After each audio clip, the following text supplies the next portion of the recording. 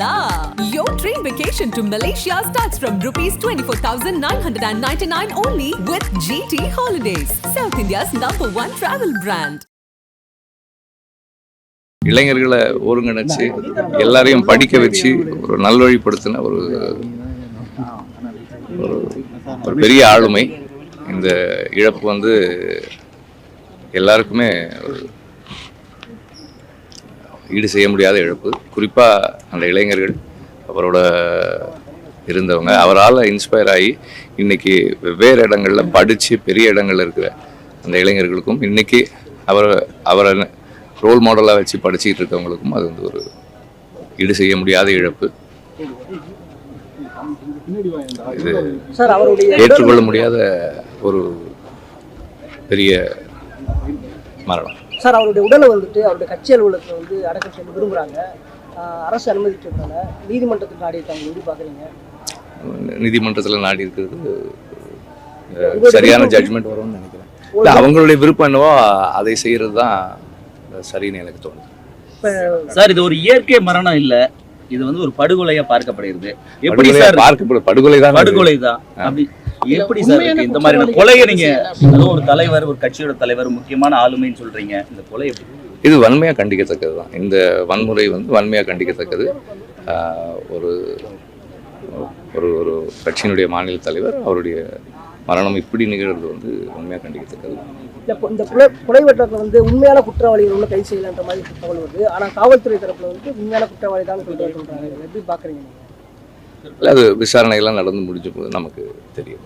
பகுஜன் சமாஜ் கட்சியினுடைய ஆற்றல் மிகுந்த தலைவர் ஆம்ஸ்ட்ராங் அவர்கள் படுகொலை செய்யப்பட்டது என்பது என்றும் ஏற்க முடியாத, நம்ப முடியாத ஒரு நிகழ்வாக இருக்கிறது. அவர் ஒரு ஆழ்ந்த புலமை பெற்றவர். அம்பேத்கரியத்தில் பௌத்தம் குறித்தான நுணுக்கமான விவரங்களை பகிர்ந்து கொள்ளக்கூடியவர். எளிய மக்களுடைய அரசியல் விடுதலை தொடர்பாக தொடர்ச்சியாக இயங்கி வந்த ஒருவர். அரசியல் சாசனம் குறித்தும் அண்ணல் அம்பேத்கர் அவர்களுடைய உரைகள் குறித்தும் ஒவ்வொரு பக்கத்தில் என்ன பத்தியில் இருக்கிறது, என்ன இருக்கிறது என்பதை மிக விவரமாக சொல்லக்கூடிய ஒருவர். வரலாற்று பின்னணியோடு அதை பேசக்கூடியவர். ஒரு அறிவார்ந்த தளத்தில் இயங்கிய ஒரு தலைவர். ஏழை எளிய மாணவர்கள் கல்வி கற்பதற்கான அனைத்து உதவிகளையும் செய்தவர். பல 100 வழக்கறிஞர்களை உருவாக்கியவர். இந்த மாதிரி ஒரு நகரத்துக்குள்ளார ஏழை எளிய மக்களுக்கு பாதுகாப்பாளனாக யார் இருப்பார்கள்? அதை வந்து எப்பொழுதுமே நம்ம அரசாங்கத்தையோ காவல்துறையோ நம்ம பார்த்து விட முடியாது. அப்படிப்பட்ட மக்களுக்கான ஒரு அரணாக நின்ற ஒரு ஆளுமை இன்றைக்கு இல்லை அப்படிங்கிறது வந்து நம்ப முடியல. அது ரொம்ப வேதனையாக இருக்கிறது. ஏன்னால் ஏழை எளிய மக்கள், ஏதாவது நம்ம வந்து பெரிய பெரிய கம்பெனிகள் இருக்காங்க, ரியல் எஸ்டேட் கம்பெனிகள்லாம் இருக்கிறாங்க, அவங்களும் நிலத்தை ஆக்கிரமிக்கிறார்கள். அந்த ஆக்கிரமிப்பை எல்லாம் அரசாங்கம் அகற்றுவதில்லை. ஆனா ஏழை குடிசைகள் அகற்றப்படுறதா பாக்குறோம். இப்படிப்பட்ட ஒரு இடத்துல எளிய மக்களுக்கான பாதுகாப்பு யார் அப்படின்னும் பொழுது இப்படிப்பட்ட தலைவர்கள் தான் அதுக்கான பாதுகாப்பாக இருக்கிறார்கள். அப்ப அவர்களுடைய பாதுகாப்பே இன்னைக்கு உறுதி செய்யப்படாம படுகொலை ஆகியிருக்கிறாங்க. தமிழ்நாட்டில் ஒரு அரசியல் படுகொலை நடந்து எத்தனையோ நம்ம கேள்விப்பட்டது கூட இல்லை. சமீப காலத்தில் இப்படி ஒரு கேள்விப்பட்டது நான் கேள்விப்பட்டதில்லை. ஒரு முக்கியமான ஒரு அரசியல் தலைவர் இப்படி ஒரு படுகொலை செய்யப்பட்டிருப்பது அதிர்ச்சி அளிக்கிறது. அவருடைய இடத்தை யாராலும் நிரப்ப முடியாது. நான் அவரை பல நிகழ்ச்சிகளில் ஒன்றாக பார்த்திருக்கின்றோம். ஆனால் அம்பேத்கர் வடிவமைத்த அரசியல் சாசனம் நடைமுறைக்கு வந்த நாளான நவம்பர் 27 ஒன்றாக அரசியல் சாசனம் குறித்தான கருத்தரங்குகளில் நாங்கள் பேசியிருக்கின்றோம். சாதியான படுகொலைக்கான சட்டம் இயற்றுவதற்கான போராட்டத்தில் ஒன்றாக இருந்திருக்கிறோம். அரக்கோணத்திலே சோகனூர் இரட்டை படுகொலை 2021 நடந்தது. அந்த போராட்டத்தில் ஒன்றாக நின்றிருக்கிறோம். இப்படி பல நிகழ்ச்சிகளில் நாங்கள் அவரோடு பயணித்திருக்கின்றோம். அவருடைய ஆளுமையை பார்த்திருக்கின்றேன். அவர் இளைஞர்களுக்கு வந்து ஜாதி வரியை தூண்டக்கூடிய வகையில் என்றைக்குமே பேசி நான் பார்த்ததில்லை. அது வந்து எந்த சாதி வெறி நிகழ்வாக இருந்தாலும் கூட அனைவரையும் அரவணைக்கக்கூடிய ஒரு அரசியலை தான் அவர் பேசுவார். குற்றவாளிகளை சட்ட ரீதியாக தண்டிக்க வேண்டும் என்றதான் நான் பதிவு செய்திருக்கேன். நான் நிறைய கூட்டங்களை நான் கேட்டிருக்கின்றேன். அது வன்முறையை ஒரு பிரயோகிங்கன்னு என்னைக்குமே சொல்லி நான் கேட்டதில்லை. சட்ட ரீதியாக தண்டனை பெறுவதற்கான வழிமுறை, பழிக்கு பழி என்பதை எடுக்காதீர்கள் என்பதெல்லாம் பல முறை பேசியிருக்கிறது நான் பார்த்திருக்கின்றேன். அப்படி ஒரு தலைவரை இழந்திருப்பது என்பது மிகப்பெரிய துயரம். அது தமிழ்நாட்டினுடைய மிகப்பெரிய இழப்பாக நான் பார்க்கின்றேன். தமிழ்நாட்டுக்கு இருக்கக்கூடிய ஒரு ஜனநாயக அரசியல் தலைவர்கள் தான் படுகொலை செய்யப்படுறாங்க. அப்ப இது எதை நோக்கி தள்ளப்படுதுன்னா, நாளைக்கு வலதுசாரி அரசியல் வளர்வதற்கோ, மதவெறி அரசியல் வளர்வதற்கோ, சாதிவெறி அரசியல் வளர்வதற்கோ ஒரு இடமாக மாறிக்கொண்டிருப்பதைத்தான் நாம் கவலையோடு பார்க்கிறோம். அப்படி ஒன்று நடந்துடக்கூடாது அப்படிங்கிற ஒரு கவலை எல்லாத்துக்கும் இருக்கு. கவலைக்குரிய விஷயமாகத்தான் இருக்கிறது. ஒரு சாமானிய தலைவர்களுக்கான பாதுகாப்பு இல்லை அப்படிங்கும் பொழுதே சட்டம் ஒழுங்குல கேள்விக்குரியதான் இருக்குது. சாதாரண மக்கள் மேல கடுமையா ஒடுக்குறீங்க. ஹெல்மெட் இல்லைன்னா பிடிக்கிறீங்க, லைசன்ஸ் இல்லைன்னா கேட்கறீங்க, ஏகப்பட்டது கேட்கறீங்க, தெருக்கு நிக்கிறீங்க, வளைச்சு பிடிக்கிறீங்க. ஆனால் வந்து ஒரு குற்றவாளி கருவியோடு திரிஞ்சிருக்கிறான், வெடிகுண்டுகளோடு வந்திருக்கிறான். அதெல்லாம் எப்படி தடுக்க முடியாமல் போனதா? போன்ல பேசாம இருந்தானா? எங்களை எல்லாம் ட்ராப் பண்றீங்க. எல்லாம் கேக்குறீங்க. அது எப்படி இல்லாம போனது அப்படிங்கிற கேள்விகளுக்கு பதில் இன்னைக்கு வரைக்கும் இல்லை. அவரது உடலை அவரது சொந்த நிலத்தில் கட்சி அலுவலகத்தில் அடக்கம் செய்வதற்கான கோரிக்கை வைத்திருக்கிறார்கள். அது உடனடியாக நிறைவேற்றிருக்கணும். சிறு சிறு விதிகளை சொல்லிக் கொண்டு தள்ளி கொண்டு போவதும் அது நீதிமன்றத்துக்கு தள்ளிவிடுவதும் என்பது ஏற்புடையது அல்ல. அவர் தலைவருக்கான மரியாதையை அரசே முன்னின்று செய்திருக்க வேண்டும். ஒரு சிறு சிறு விதிகளை வைத்துக் கொண்டு நீங்க அப்படி செய்யறதெல்லாம் அப்படி பார்த்தோம்னா இங்க இருக்கக்கூடிய எத்தனை கட்டடங்கள் விதி மீறலோடு கட்டப்பட்டிருக்கு. அதெல்லாம் செயல்படாத நிலையும் போது இதை மட்டும் நான் விதியில இருக்கிறேன் அப்படின்னு சொல்லி ரொம்ப நேர்மையானவரை காட்டுறதுக்கான நடவடிக்கையா அது அப்படி நடவடிக்கையா இல்லை. தெரியல, இனிமேல் வரலாம், ஒருவேளை வரலாம். இன்னைக்கு பிஎஸ்பியினுடைய தமிழக மாநில தலைவர் ஆம்ஸ்ட்ராங் அவர்களுடைய படுகொலைக்கு கண்டனம் தெரிவிக்கின்ற வகையில் தேசிய முற்போக்கு திராவிட கழகத்தின் சார்பாக அவருக்கு நேரடியாக நான் இன்னைக்கு அஞ்சலி செலுத்தியிருக்கேன். நேற்று டிவியில் அவர் இந்த மாதிரி படுகொலை செய்யப்பட்டார் அப்படின்ற செய்தியை பார்த்தபோதே ரொம்ப பெரிய ஒரு ஷாக்காக இருந்தது. உடனே நம்ம தேமுதிக சார்பாக கண்டன அறிக்கை நேற்று நைட்டே நம்ம போட்டோம்.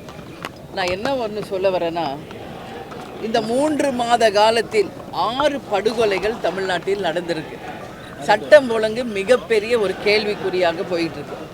இன்றைக்கி அவர் ஆம்ஸ்ட்ராங் அப்படிங்கிறவர் சாதாரண ஒரு நபர் கிடையாது. ஒரு தேசிய கட்சியினுடைய மாநில தலைவருக்கே இந்த நிலை என்றால் சாமானிய ஒரு மனிதனினுடைய உயிருக்கு இங்கே என்ன உத்திரவாதம் இருக்கிறது என்ற கேள்விதான் இன்றைக்கி தமிழ்நாடு முழுக்க அனைவராலும் அச்சப்படக்கூடிய ஒரு விஷயமா இருக்குது. இப்போ பார்த்தா குறிப்பாக அவங்க ஆம்ஸ்ட்ராங் எத்தனையோ பேருக்கு படிப்புக்கு உதவி செய்திருக்கார், எத்தனையோ வழக்கறிஞர்களை உருவாக்கியிருக்கார். அது மட்டும் இல்லாமல் தலித் இன மக்களுக்காகவும் தாழ்த்தப்பட்டவர்களுக்காகவும் பட்டியலின மக்களுக்காகவும் அவர் தொடர்ந்து குரல் கொடுத்திருக்காங்க. அவங்களுடைய முன்னேற்றத்துக்காக பாடுபட்டிருக்கார். இன்றைக்கி அத்தனை பேரும் இன்றைக்கி கொந்தளிச்சு போயிருக்காங்க. இன்றைக்கி 47 வயசு தான் ஆகுது, அவருக்கு ஒன்றும் வயசாகலை. அப்போது இந்த அளவு ஒரு படுகொலை செய்கிறாங்க, அதுவும் ஒரு மெயின் சிட்டி, அதுவும் இல்லாமல் முதலமைச்சர் உடைய தொகுதியான கொளத்தூர் தொகுதியிலேயே இது மாதிரி மக்கள் அதிகமாக இருக்கின்ற ஏரியாலேயே இந்த மாதிரி படுகொலை நடக்கிறது என்றால் தமிழக அரசு என்ன செய்து கொண்டிருக்கிறது என்பதை மக்கள் கேள்வியாக இந்த நேரத்தில் நான் எழுப்புகிறேன். இது சாதாரண விஷயம் இல்லை. இப்போ தான் கள்ளக்குறிச்சியில் 70 உயிரை இழந்திருக்கோம். எல்லாருமே தலித் மக்கள் தான். அது மட்டும் இல்லை, திருநெல்வேலியில் ஜெயக்குமார் காங்கிரஸ் கட்சியை சேர்ந்தவர் இறந்தார். இன்றைக்கு வரைக்கும் அவரை யார் கொலை செய்தாங்கன்னு கூட இன்றைக்கு வரைக்கும் தெரியல. ஒரு 5 நாளைக்கு முன்னாடி அனைத்து இந்திய அண்ணா திராவிட முன்னேற்ற கழகத்தினுடைய ஒரு முக்கியமான கட்சி பிரமுகர் சண்முகம் என்பவர் படுகொலை செய்யப்பட்டிருக்கார். ஏன் இந்த மாதிரி படுகொலைகள் நடக்கிறது என்பதற்கு முதலமைச்சரும் தமிழக அரசும் முழு பொறுப்பேற்க வேண்டும்.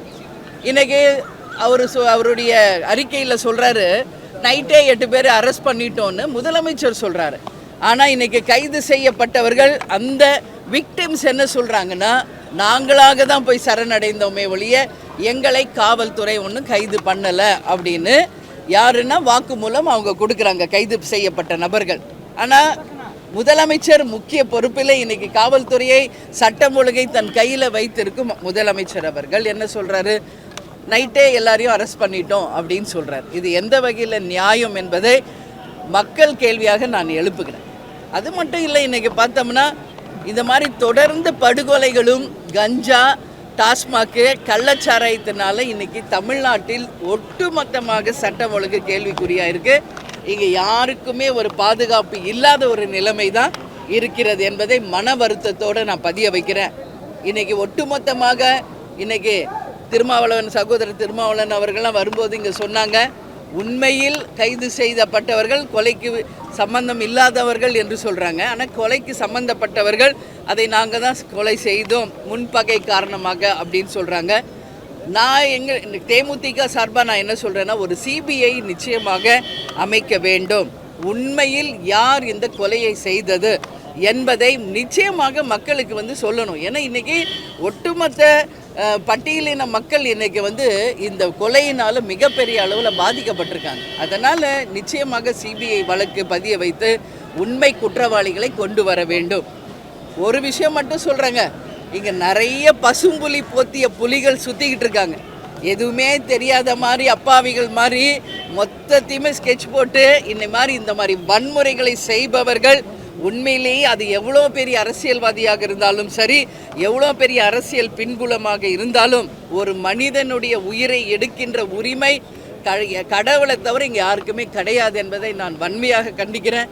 அதனால் யாராக இருந்தாலும், இந்த பின்புலத்தில் யார் இந்த செயலை செய்திருந்தாலும் உறுதியாக சிபிஐ வழக்கு பதிய செய்து ஒரு நியாயம் நிச்சயம் கிடைக்க செய்யணும்னு சொல்லி இந்த நேரத்தில் நான் கேட்டுக்கிறேன். அவரை இழந்து வாடும் பிஎஸ்பி கட்சியை சேர்ந்த அனைத்து நிர்வாகிகள், தொண்டர்களுக்கும், அவர்களுடைய நண்பர்களுக்கும், குடும்பத்தாருக்கும் என்னுடைய ஆழ்ந்த இரங்கலை இந்த நேரத்தில் நான் தெரிவிச்சுக்கிறேன். இப்போ நான் கிட்ட போய் ரொம்ப க்ளோஸாக அவரை பார்த்துட்டு தான் வந்தேன். உண்மையிலேயே எனக்கு ரொம்ப மனசு வருத்தமாக இருக்குது. மாலை போட்டேன். இங்கே இந்த இடம்லாம் பயங்கரமாக வெட்டுப்பட்டிருக்கு. உடம்பு ஃபுல்லாக காயங்கள் தான் இருக்குது. அந்த ஏரியாவே பிளட்டு கரைகள் இருக்குது.